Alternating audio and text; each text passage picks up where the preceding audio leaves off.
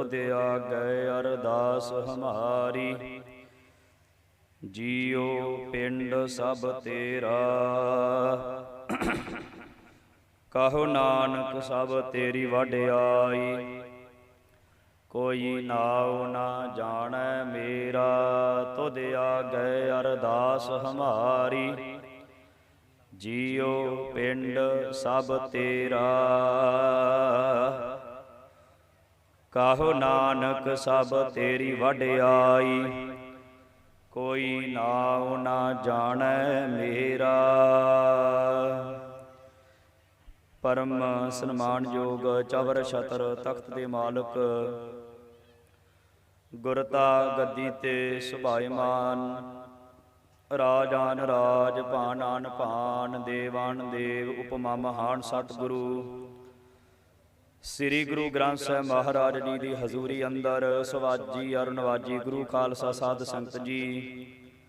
विचार दी आरंभ तो पहला कलगीधर पातशाह सरबंसदानी अमृत के दाते श्री गुरु गोबिंद सिंह महाराज जियां दी बख्शिश दोहराइए। कोई भी रसना वांझी ना रह जावे। सारे माई भाई श्री गुरु ग्रंथ साहिब महाराज जियां नूं सीस झुका के प्यार विच भज करके फतेह दी सांझ पाइए जी। सारे आखो वाहिगुरु जी का खालसा, वाहिगुरु जी की फतेह। गुरु के प्यारे रागी सिंह आप समूह संगतां दे नाल गुरु की रहत मर्यादा सच्चे पातशाह दा कलगीधर गुरु गोबिंद सिंह महाराज दा बख्शिया होया पंज बाणियां का नितनेम, उस दी व्याख्या दे नाल बड़ी प्यारी निमरता दे नाल सांझ पा रहे सन। सो साध संगत जी आपां 2-4 मिनटां दे विच ही समाप्ति करन दा यतन करना है।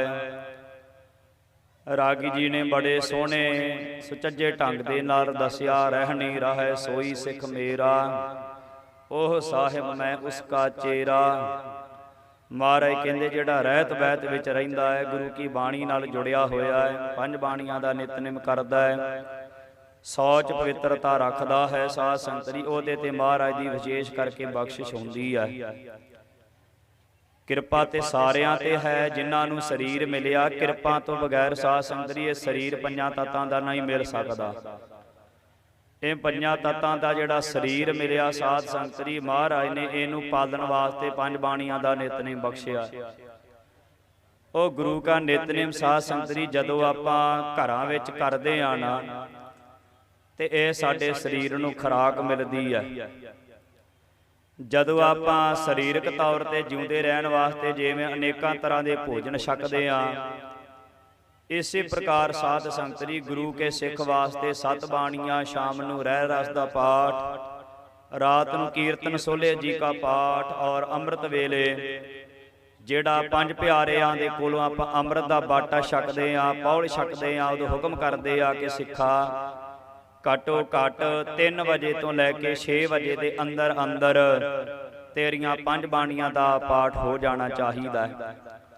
महाराज ने सानू साध संगत जी जपजी साहिब की बाणी दिती है। जपजी का अर्थ है जपना आद सच जुगाद सच है, भी सच नानक होसी भी सच। महाराज कहते ये जप गुरबाणी का नाम है जप, जप निशान जपजी साहिब। सचखंड दे विच साडी ये जान पछाण कराउंदी है, ब्रह्म ज्ञान का ज्ञान कराउंदी है। इसी प्रकार सिखा जदों तू जपजी साहिब की बाणी पढ़ेगा, उस तो बाद महाराज ने सानू जाप साहिब की बाणी दिती है। महाराज कहते जिहड़ा गुरु का सिख जपजी साहिब का पाठ करता है, ਉਹਦੇ अंदर फिर जाप चलता है। वो जाप केड़ा? नमस्तवं अकाले नमस्तवं कृपाले, नमस्तं अरूपे नमस्तं अनूपे, नमस्तं अभेखे नमस्तं अलेखे। जदों कहते तू जपजी पढ़ेगा, जपजी साहिब तो बाद तेरे अंदर एक जाप चलेगा, वाहिगुरु वाहिगुरु वाहिगुरु। फिर कहते ते तो मूँह ते निकलदा गुरमुख रोम रोम हर ध्यावै। कदों हुंदा है? जदों शुरुआत सिख दी जपजी साहिब तो होवे ते समाप्ति रात्रि दी सोले तो होवे। साध संगत जी जदों आपां जपजी साहिब की बाणी पढ़ते हाँ, महाराज कहते सिखा जपजी तो बाद तेरे अंदर जाप चलना है।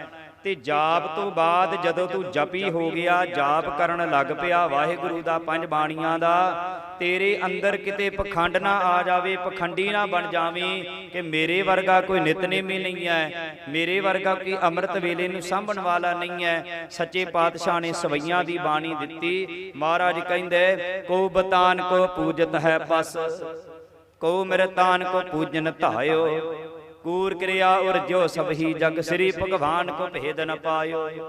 ਤੀਸਰੇ ਨੰਬਰ ਤੇ ਸਾਧ ਸੰਗਤ ਜੀ ਮਹਾਰਾਜ ਨੇ ਸਾਨੂੰ ਸਵਈਏ ਦਿੱਤੇ। ਸਵਈਏ ਕਿਉਂ ਦਿੱਤੇ ਐ? ਮਹਾਰਾਜ ਕਹਿੰਦੇ ਪਖੰਡ ਦਾ ਖੰਡਨ ਕਰਨ ਵਾਸਤੇ ਤੇਰੇ ਅੰਦਰ ਹੰਕਾਰ ਨਾ ਆਵੇ। ਮਾਤੇ ਮਤੰਗ ਜਰੇ ਜਰ ਸੰਗ, ਅਨੂਪ ਅਤੰਗ ਸੁਰੰਗ ਸਵਾਰੇ, ਕੋਟ ਤੁਰੰਗ ਕੁਰੰਗ ਸੇ ਕੂਦਤ, ਪਾਉਣ ਕੇ ਗਾਉਣ ਕੋ ਜਾਤ ਨਿਵਾਰੇ, ਭਾਰੀ ਭੁਜਾਨ ਕੇ ਭੂਪ ਪਲੀ ਵਿਦ, ਵੱਡੇ ਵੱਡੇ ਹੰਕਾਰੀ ਭਾਰੀ ਭੁਜਾਨ ਕੇ ਭੂਪ ਪਲੀ ਵਿਦ, ਨਿਆਵਤ ਸੀਸਨ ਜਾਤ ਵਿਚਾਰੇ, ਏਤੇ ਪੈ ਤੋ ਕਹਾ ਪੈ ਭੂਪਤ, ਅੰਤ ਕੋ ਨਾਗਹਿ ਪਾਏ ਪਦਾਰੀ। ਪਾਏ ਦਾ ਅਰਥ ਆ ਜੀ ਪੈਰ। ਕਹਿੰਦੇ ਅੰਤ ਦੇ ਸਮੇਂ ਨੰਗੇ ਪੈਰੀ ਚਲੇ ਗਏ ਇਸ ਦੁਨੀਆ ਤੋਂ ਸਿੱਖਾ, ਜਾਪ ਸਹਿ ਪੜਦਿਆਂ ਹਉਮੈ ਨਾ ਆ ਜਾਵੇ। ਸਵਈਏ ਦੇ ਦਿੱਤੇ ਐ। ਆਪਾਂ ਪੰਜ ਬਾਣੀਆਂ ਦੀ ਵਿਆਖਿਆ 2 ਮਿੰਟ ਵਿੱਚ ਕਰਨੀ ਹੈ। ਸਵਈਆਂ ਦੀ ਬਾਣੀ ਦਿੱਤੀ ਹੈ ਕਿ ਸਵਈਆਂ ਵਿੱਚੋਂ ਪਖੰਡ ਦਾ ਖੰਡਨ ਕੀਤਾ ਤੇ ਤੇਰੇ ਅੰਦਰ ਬੈਰਾਗ ਪੈਦਾ ਕੀਤਾ। ਸਵਈਆਂ ਮਹਾਂਪੁਰਖਾਂ ਦੇ ਆਮ ਦੇ ਜਦੋਂ ਆਪਾਂ ਬਚਨ ਸੁਣਦੇ ਆ ਨਾ, ਕਹਿੰਦੇ ਸਵਈਆਂ ਦਾ ਪਾਠ ਵੱਧ ਤੋਂ ਵੱਧ ਕਰੋ ਜੇ ਬੈਰਾਗੀ ਬਣਨਾ ਹੈ। ਸਵਈਏ ਸਾਡੇ ਅੰਦਰ ਬੈਰਾਗ ਪੈਦਾ ਕਰਦੇ ਆ, ਤਿਆਗ ਪੈਦਾ ਕਰਦੇ ਆ, ਪਖੰਡ ਦਾ ਖੰਡਨ ਕਰਦੇ ਆ। ਚੌਥੇ ਨੰਬਰ ਤੇ ਬਾਣੀਆਂ ਸਾਧ ਸੰਗਤ ਦੀ ਸ੍ਰੀ ਚੌਪਈ ਸਾਹਿਬ ਦੀ। ਤੇ ਜਦੋਂ ਤੇਰੇ ਅੰਦਰ ਬੈਰਾਗ ਪੈਦਾ ਹੋ ਗਿਆ, ਪਖੰਡ ਦਾ ਖੰਡਨ ਹੋ ਗਿਆ, ਬੈਰਾਗੀ ਬਣ ਕੇ ਇਹ ਨਾ ਆਖ ਦਈ ਆਖਣ ਨੀਰ, ਕਹਿੰਦੇ ਅੱਖਾਂ ਵਿੱਚੋਂ ਪਾਣੀ ਡੋਲਣ ਲੱਗ ਪਵੇਂ, ਮੇਰੇ ਵਰਗਾ ਬੈਰਾਗੀ ਕੋਈ ਨਹੀਂ ਹੈ। ਸੱਚੇ ਪਾਤਸ਼ਾਹ ਕਹਿੰਦੇ ਉੱਥੇ ਬੇਨਤੀ ਕਰੀ, ਹਮਰੀ ਕਰੋ ਹਾਥ ਦੇ ਰੱਛਾ, ਪੂਰਨ ਹੋਏ ਚਿੱਤ ਕੀ ਇੱਛਾ, ਤਵ ਚਰਨਨ ਮਨ ਰਹਿ ਹਮਾਰਾ, ਆਪਣਾ ਜਾਣ ਕਰੋ ਪ੍ਰਤਪਾਰਾ। ਫਿਰ ਕਹਿੰਦੇ ਬੇਨਤੀ ਕਰੀ ਕਿਤੇ ਬੈਰਾਗੀ ਇਹਨਾਂ ਨਾ ਹੋ ਜਾਵੀ ਕਿ ਬੈਰਾਗੀ ਬਣ ਕੇ ਆਖੇ ਮੈਂ ਤੇ ਬੜਾ ਬੈਰਾਗੀ ਆ, ਮੇਰੇ ਵਰਗਾ ਬੈਰਾਗੀ ਕੋਈ ਨਹੀਂ, ਮੇਰੇ ਵਰਗਾ ਤਿਆਗੀ ਕੋਈ ਨਹੀਂ। ਫਿਰ ਕਹਿੰਦੇ ਚੌਥੇ ਨੰਬਰ ਤੇ ਮਹਾਰਾਜ ਨੇ ਆਖਿਆ ਫਿਰ ਉਸ ਅੰਦਰ ਦੇ ਸਾਂਭਣ ਵਾਸਤੇ ਬੇਨਤੀ ਕਰੀ ਕਿ ਹਮਰੀ ਕਰੋ ਹਾਥ ਦੇ ਰੱਛਾ, ਮਹਾਰਾਜ ਸਾਡੀ ਰੱਖਿਆ ਕਰੋ। ਜਦੋਂ ਕਹਿੰਦੇ ਸਿੱਖਾ 4 ਬਾਣੀਆਂ ਪੜ ਲਵੇਂ, ਫਿਰ 5ਵੀਂ ਬਾਣੀ ਤੇ ਆ ਜਾ। 5ਵੀਂ ਬਾਣੀ ਹੈ ਸ੍ਰੀ ਆਨੰਦ ਸਾਹਿਬ। ਆਨੰਦ ਦਾ ਅਰਥ ਹੈ ਪ੍ਰਮਾਤਮਾ, ਸਾਹਿਬ ਦਾ ਅਰਥ ਹੈ ਪ੍ਰਮਾਤਮਾ। ਉਹ ਪ੍ਰਮਾਤਮਾ ਆਨੰਦ ਰੂਪ ਹੈ, ਉਹ ਪ੍ਰਮਾਤਮਾ ਦੇ ਅੰਦਰ ਆਨੰਦ ਹੀ ਆਨੰਦ ਹੈ।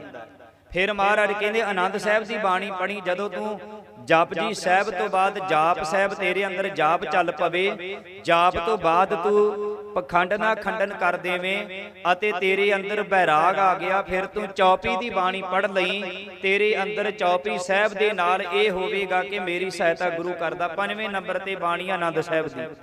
ਆਨੰਦ ਸਾਹਿਬ ਦੇ ਵਿੱਚ ਸਿੱਖਿਆ ਮਿਲਦੀ ਹੈ ਸਾਧ ਸੰਗਤ ਜੀ, ਆਨੰਦ ਭਇਆ ਮੇਰੀ ਮਾਏ, ਸਤਿਗੁਰੂ ਮੈਂ ਪਾਇਆ, ਸਤਿਗੁਰ ਤਾਂ ਪਾਇਆ, ਸਹਿਜ ਸੇਤੀ ਮਨ ਵੱਜੀਆ ਵਧਾਈਆ, ਰਾਗ ਰਤਨ ਪਰਿਵਾਰ ਪੜੀਆ, ਸ਼ਬਦ ਗਾਵਣੇ ਆਈਆਂ। ਉੱਥੇ ਅਨਹਦ ਵਾਜੇ ਸੁਣਦੇ ਆ, 10ਮ ਦਵਾਰ ਖੁੱਲਣ ਦੀ ਅਵਸਥਾ ਬਣਦੀ ਹੈ। ਅਨਹਦ ਵਾਜੇ ਸੁਣਨ ਦੇ ਨਾਲ ਅੰਮ੍ਰਿਤ ਰਸ ਆਉਂਦਾ ਹੈ। ਮਹਾਰਾਜ ਸਾਡੇ ਤੇ ਕਿਰਪਾ ਕਰਨ, 5 ਬਾਣੀਆਂ ਦੇ ਧਾਰਨੀ ਹੋਈਏ। ਤੇ ਸਾਧ ਸੰਗਤ ਜੀ ਆਨੰਦ ਸਾਹਿਬ ਦੀ ਬਾਣੀ ਵਿੱਚ ਮਹਾਰਾਜ ਦਰਸਾਉਂਦੇ ਆ, ਜਦੋਂ ਆਨੰਦ ਦੀ ਪ੍ਰਾਪਤੀ ਹੋ ਗਈ ਤੇ ਸਮਝ ਲਾ ਸ੍ਰੀ ਗੁਰੂ ਗ੍ਰੰਥ ਸਾਹਿਬ ਦੀ ਬਾਣੀ ਦੀ ਪ੍ਰਾਪਤੀ ਹੋ ਗਈ ਹੈ। ਫਿਰ ਰਹਿ ਰਸ ਰਾਤ ਨੂੰ ਕੀਰਤਨ ਸੋਲੇ ਦਾ ਪਾਠ ਕਰੀ। ਰਾਗੀ ਜੀ ਨੇ ਵੀ ਬੜਾ ਵਿਸਤਾਰ ਦਿੱਤਾ। ਇਹ 2-4 ਮਿੰਟਾਂ ਵਿੱਚ ਇੱਕ ਥੋੜੀ ਜੀ ਤੁਸ਼ ਮਾਤਰ ਬੁੱਧੀ ਦੇ ਨਾਲ 5 ਬਾਣੀਆਂ ਦੇ ਆਪਾਂ ਬਾਰੇ ਜ਼ਿਕਰ ਕੀਤਾ ਕਿ 5 ਬਾਣੀਆਂ ਤੋਂ ਕੀ ਸਿੱਖਿਆ ਮਿਲਦੀ ਹੈ। ਅੰਮ੍ਰਿਤ ਵੇਲੇ 5 ਬਾਣੀਆਂ ਦਾ ਪਾਠ ਕਰਿਆ ਕਰੀਏ। ਕਈ ਵਾਰੀ ਸਾਡੇ ਮਨ ਵਿੱਚ ਵਿਚਾਰ ਆਉਂਦਾ ਪਤਾ ਨਹੀਂ 10ਮ ਦੀ ਬਾਣੀ ਪੜ੍ਹਨੀ ਹੈ ਕਿ ਨਹੀਂ, ਕਈ ਵਾਰੀ ਸ਼ੰਕਾਵਾਦੀ ਸ਼ੰਕਾ ਕਰ ਲੈਂਦੇ ਆ। ਸਾਧ ਸੰਗਤ ਜੀ 5 ਬਾਣੀਆਂ ਸਿੱਖ ਦਾ ਜੀਵਨ ਹੈ, ਰਹਿ ਰਾਸ ਦਾ ਪਾਠ ਕੀਰਤਨ ਸੋਲਾ ਸਿੱਖ ਦਾ ਜੀਵਨ ਹੈ। ਇਸ ਕਰਕੇ 5 ਬਾਣੀਆਂ ਦੇ ਧਾਰਨੇ ਹੋਈਏ, ਗੁਰੂ ਤੇ ਇਤਿਹਾਸ ਤੋਂ ਜਾਣੀ ਹੋਈਏ। ਗੁਰਮੁਖ ਪਿਆਰੇ ਗੁਰੂ ਦੇ ਮਹਾਂਪੁਰਖ ਬਾਬਾ ਗੁਰਮੁਖ ਸਿੰਘ ਜੀ, ਉਹਨਾਂ ਦਾ ਕੋਟ ਆਨ ਕੋਟ ਧੰਨਵਾਦ ਹੈ। ਮਹਾਂਪੁਰਖ ਜਿਤਨੇ ਵੀ ਸੰਤ ਸੱਚਖੰਡ ਵਾਸੀ ਬਾਬਾ ਅਜੀਤ ਸਿੰਘ ਜੀ, ਉਹਨਾਂ ਦੇ ਆਸ਼ੀਰਵਾਦ ਸਦਕਾ ਸਾਰੀਆਂ ਅੱਜ ਸਤਿਗੁਰੂ ਦੀਆਂ ਸੰਗਤਾਂ ਬੈਠੀਆਂ। ਰੋਮ ਰੋਮ ਕਰਕੇ ਧੰਨਵਾਦ ਹੈ। ਚਵਰ ਛਤਰ ਤਖਤ ਦੇ ਮਾਲਕ ਸ੍ਰੀ ਗੁਰੂ ਗ੍ਰੰਥ ਸਾਹਿਬ ਮਹਾਰਾਜ ਜੀਆਂ ਦਾ, ਸਮੂਹ ਸੰਗਤਾਂ ਦਾ, ਸੇਵਾਦਾਰਾਂ ਦਾ, ਮਹਾਰਾਜ ਸਾਰਿਆਂ ਦੀ ਕੀਤੀ ਸੇਵਾ ਲੇਖੇ ਲਾਵੇ। ਸੋ ਵਿਚਾਰ ਕਰਦਿਆਂ ਆਪ ਜੀਆਂ ਦੇ ਚਰਨਾਂ ਵਿੱਚ ਤੁਸ਼ ਬੁੱਧੀ ਬੁੱਧੀ ਨਾਲ ਬੇਨਤੀਆਂ ਕਰਦੇ ਆ। ਬੇਅੰਤ ਪ੍ਰਕਾਰ ਦੀਆਂ ਭੁੱਲਾਂ ਗੁਰੂ ਖਾਲਸਾ ਜੀ ਖਿਮਾ ਕਰਨੀਆਂ। ਦੇਹੋ ਸਜਣ ਅਸੀਸਣੀਆਂ, ਜਿਉ ਹੋਵੈ ਸਾਹਿਬ ਸਿਉ ਮੇਲ। ਵਾਹਿਗੁਰੂ ਜੀ ਕਾ ਖਾਲਸਾ, ਵਾਹਿਗੁਰੂ ਜੀ ਕੀ ਫਤਿਹ।